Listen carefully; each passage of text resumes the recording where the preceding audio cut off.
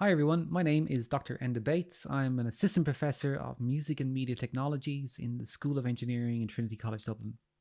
And today I'd like to talk to you a little bit about spatial audio for virtual and augmented reality. If we think for a moment about how we hear the world around us, right now, for example, to my left, I can hear the sound of the wind rustling the leaves of a tree outside. To my right and off in the distance, I can hear the sound of cars and traffic on the road. And above my head, I can hear the sound of footsteps from the people on the floor above. And this ability to hear sounds spatially from different directions and different distances is a really critical aspect of our perception that we are sometimes not consciously aware of or think about. This ability to hear sounds from these different directions and distances are what provides us with a sense of immersion in the world that surrounds us. But equally, this ability to hear spatially also alerts us to important events that are happening outside of our current field of view. If somebody comes into my office through the door behind me, for example, I will immediately turn around to see who it is because I can hear the sound of the door opening behind me from that direction. So it's a really critical aspect of our perception, this ability to hear spatially. Spatial audio then consists of a number of different techniques that can be used to capture and reproduce this form of spatial hearing. And it's used in a wide variety of different mediums.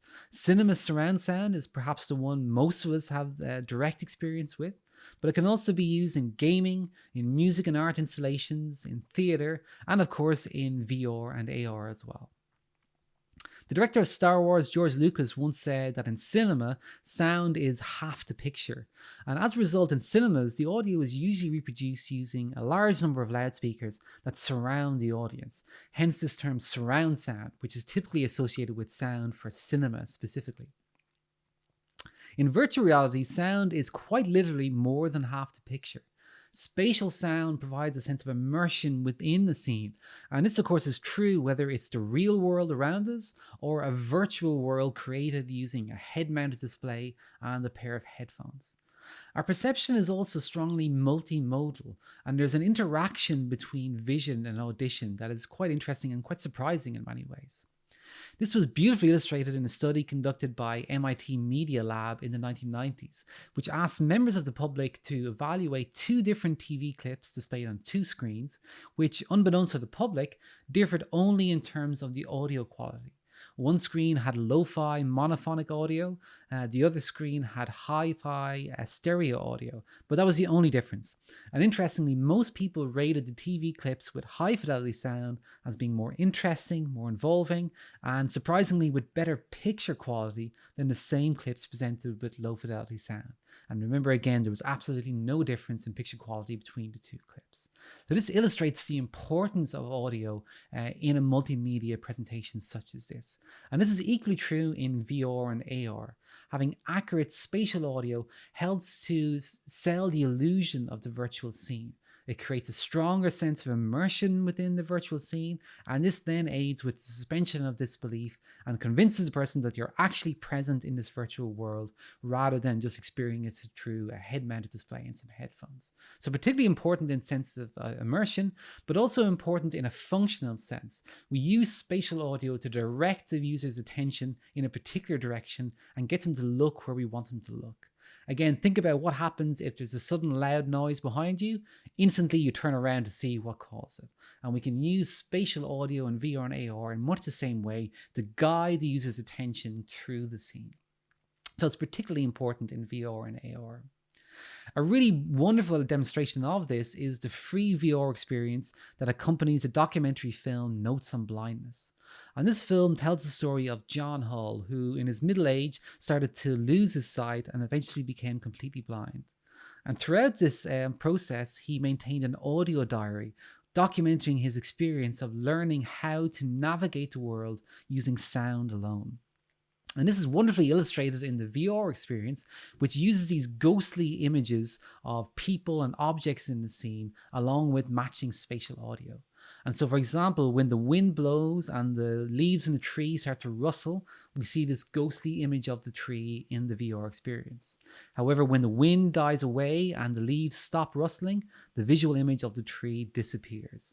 And this illustrates the way that wind and sound can illuminate objects in the scene, and when that sound goes away, they effectively disappear for someone who is navigating the world without sight. So it's a really wonderful experience and a great demonstration of the importance of spatial hearing and spatial audio in VR. It's available from multiple VR platforms. However, you can also just use it on a normal smartphone simply by holding up the screen and looking around the scene and using a pair of headphones. So I strongly recommend you check that out. My own interest in spatial audio arrived via music, and more specifically spatial music, which is actually a very old art form. We can consider the call and response pattern as the original, most basic form of spatial music, in that we have a call and then we have a response. And this was developed further in places like St. Mark's Cathedral in Venice, which has 2 choir lofts on either side of the altar. And various composers like the Gabrielis started to compose more elaborate spatial music that went beyond the simple call and response to include echo effects and other forms of elaborate spatial dialogues between the 2 choirs. Other composers then ran with this idea, and people like Thomas Tallis in England composed works like Spem and Allium in 1570 for 8 choirs arranged in a circle around the audience. And there were various other examples of this type of spatial choral music at that time. In the 20th and 21st century, we saw the emergence of electronic music and, of course, therefore of electronic spatial music.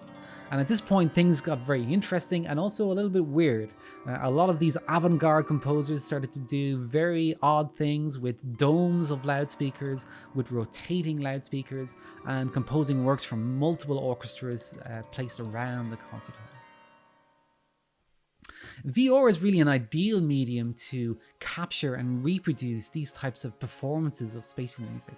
And this is the focus of the Trinity 360 project, which was developed to explore this idea through the capture of spatial music performances in various locations around the university as 360 videos with matching spatial audio.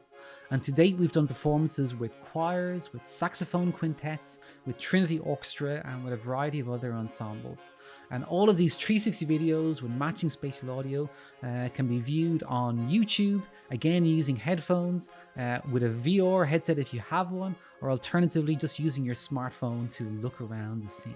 And you can find out more details about those videos and the project as a whole at the Trinity 360 blog at the link below.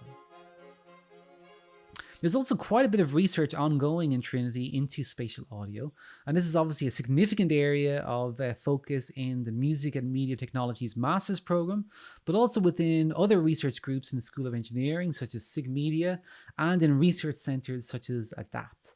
And a lot of this work focuses on new ways of capturing, reproducing, and synthesizing spatial audio for new immersive mediums such as virtual reality and augmented reality. Thank you for your time. If you'd like to find out more about spatial hearing, spatial audio, or spatial music, please have a look at my website and my blog. Thank you for your time.